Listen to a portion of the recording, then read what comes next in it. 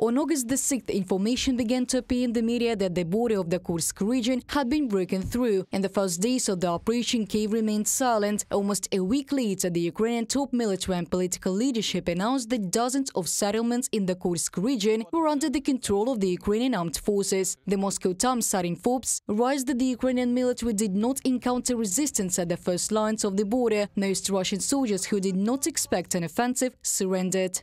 As they advanced, the Ukrainian armed forces units began to dig in and wait for a retaliatory strike from the Russian armed forces, which again to their surprise did not follow. However, Russian aircraft began to drop gliding bombs on them, and Lancet attack drones also appeared. The Ukrainians suffered losses in manpower and Western equipment, but continued to move forward, writes the Moscow Times. Judging by the Kremlin's silence on the first day of the operation, Moscow did not expect the border to be breached. Only a day after, on August the 7th, during a meeting of the Security Council, dictator Putin called the Ukrainian armed forces operation a large-scale provocation. In subsequent public appearances, he clearly being nervous, demanded that regional leaders report on what was happening. Putin's assertion that each official has only one responsibility contrasts with his attempt to frame himself as capable and overseeing and completely understanding political, socio-economic and military situation along the international border. The Kremlin published footage and text of the Bryansk, Belgorod and Kursk Oblast heads reports to Putin about the issues Russian regional authorities are currently facing, likely in order to publicly depict the regional heads as responsible for these issues and in need of Putin's help. From a report by the Institute for the Study of War.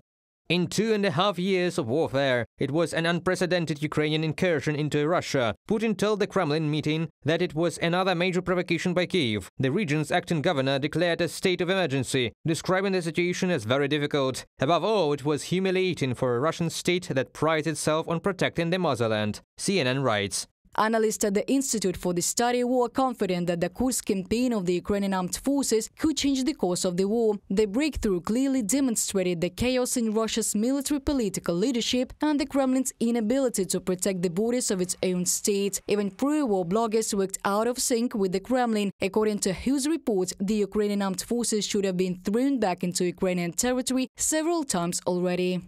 Ukrainian forces appear to be advancing further within Kursk Oblast despite recent mill blogger claims that Russian forces were stabilizing the front line in Kursk Oblast. Russian mill bloggers claimed on August 11th that Ukrainian offensive actively decreased in Kursk Oblast. However, a prominent Kremlin-affiliated mill blogger refuted these claims on August 12th and noted that Russian forces are far from stabilizing the situation. From a report by the Institute for the Study of War. My best guess is that Ukraine, on the one hand, wanted to push back against Russia, perhaps to increase any leverage that they might have in any upcoming negotiations.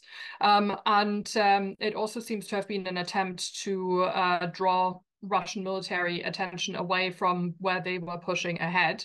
So in a way, I guess it was a gamble to try and open a second front, and that seems to have worked pretty well. According to reports from the Ukrainian side, the offensive operation of the Ukrainian armed forces in the Kursk region continues. According to various sources, from 6,000 to 10,000 soldiers are involved in it. Reported by Diana Kolesnik, Larisa Petruk, UATV News.